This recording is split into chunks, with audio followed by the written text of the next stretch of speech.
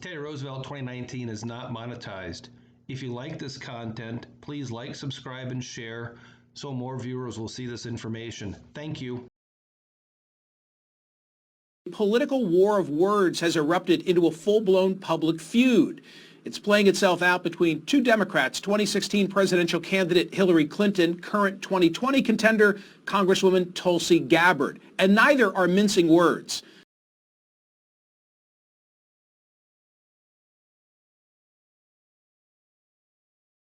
The battle started when Clinton said this about Gabbard during a podcast.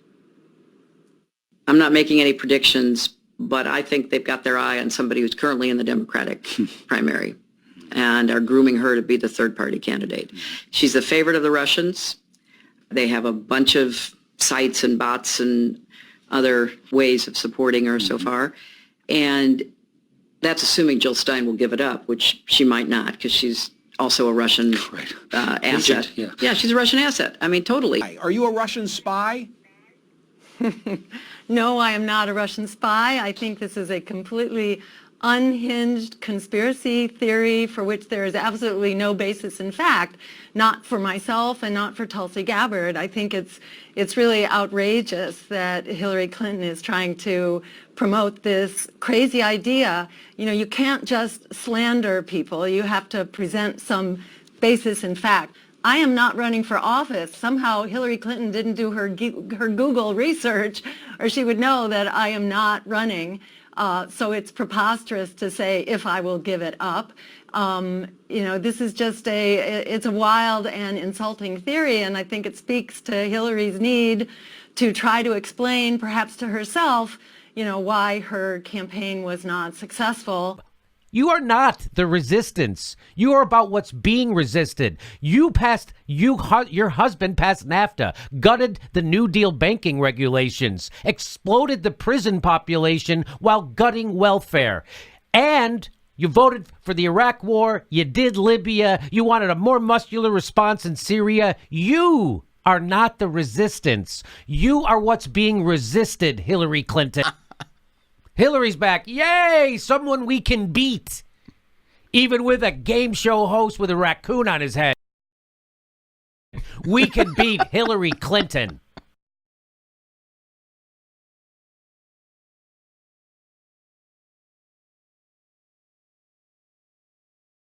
So Tulsi Gabbard announced, and she said something that is scaring the crap out of the establishment, military-industrial complex, and Wall Street. If I put my tinfoil hat on when I talk about these interventionist foreign policy wars and regime change wars, the tinfoil hat thinks military-industrial complex. Yeah. People being asked or forced into making decisions that benefit these giant corporations that make weapons and profit off of war. Yeah. This is the worst case scenario in terms of conspiracy theories. The idea that someone wants war so that they can make money and they don't care if people die, even needlessly.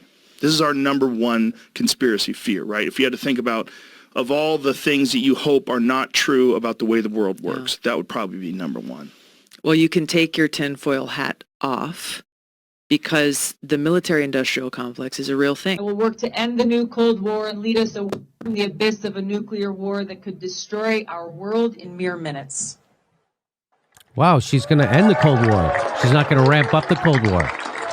That's scary to the military-industrial complex. I will build partnerships with other nations based on shared interests, leading with the foreign policy not based on conflict, but instead cooperation.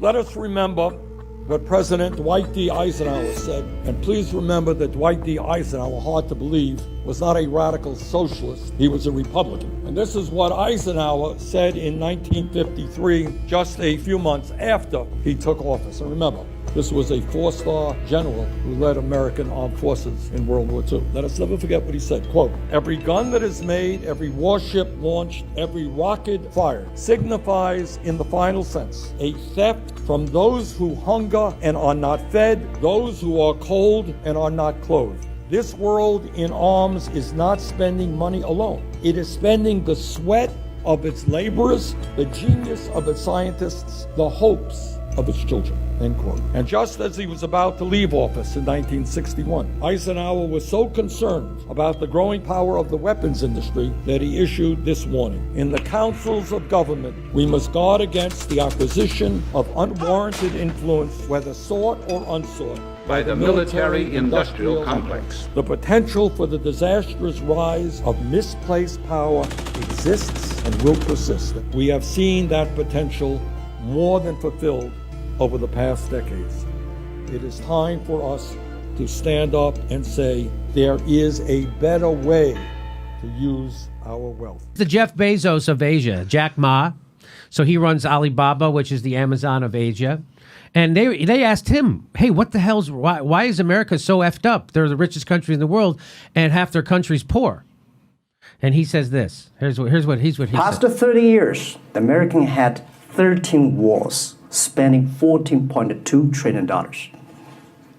The money going there. What if they spend a part of that money on building up the infrastructure, helping the white collars and the blue collars? No matter how strategy good it is, you're supposed to spend money on your own people.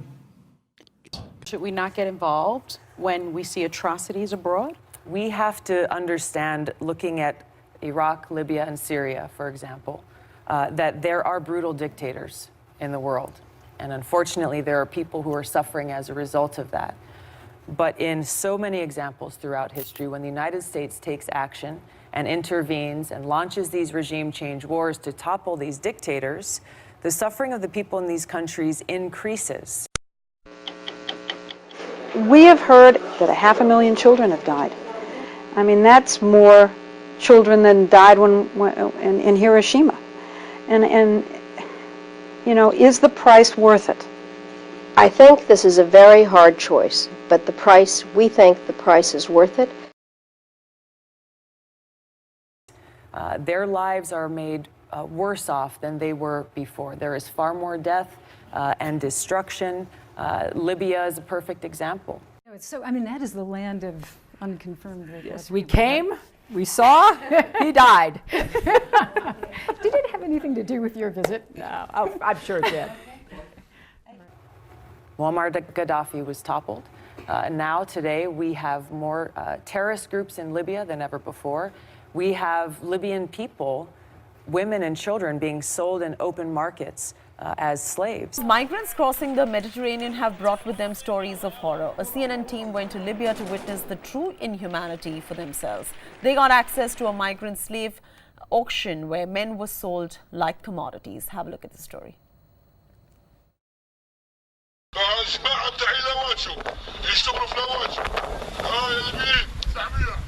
A man addressing an unseen crowd. Big strong boys for farm work, he says. 400. 700. 700. 800. The numbers roll in. These men are sold for 1,200 Libyan pounds, $400 apiece. You are watching an auction of human beings. So while these wars we didn't have before when he was there, which didn't exist before, no? and so while let's just finish this one point, because we feel for the suffering of people in these countries, and we want to be able to help them. And so many of these wars are begun and waged from a place of humanitarianism. Yeah. But the reality is, and it's a harsh reality, that there is more suffering and more loss of life and more destruction as a result of these wars, which does not serve the people in these countries, nor does it serve our interests and our security.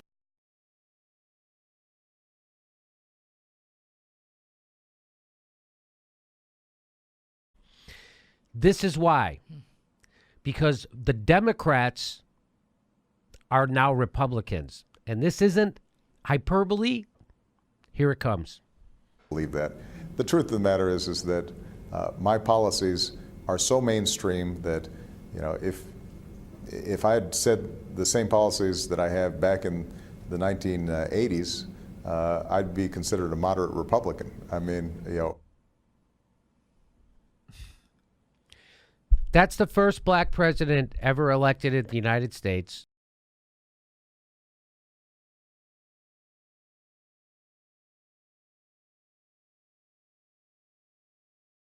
When you see thousands of people that are innocents that got killed by drones, 1 million innocents killed in Iraq, if that's not a crime against humanity, what is a crime against humanity? You wouldn't need me to tell you about it at 8:45. At 8:45. This didn't even lead off his show. The United States complicit in murdering 56 children. That didn't even, he didn't get to this to 45 minutes into his show. So there you go. Okay. No minutes after it happened. Well, today, a foreign power did bomb a school bus full of children. Only it was Yemeni children, and the Saudi-led coalition that did that bombing is backed by us, by the United States. The images you're about to see are extremely disturbing, and it's because a school bus bombed in a crowded market was left utterly destroyed, resulting in the deaths of at least 50 people, and most of them are children, and injuries scores more. According to the authorities in the Houthi-governed Sana'a region, those are the rebels who are fighting that war in Yemen, the Red Cross says its medical team has received the bodies of 29 kids, all under 15 years old.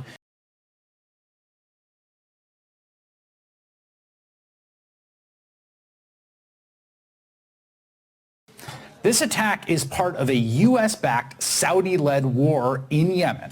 And it began during the Obama administration. It has intensified under the Trump administration.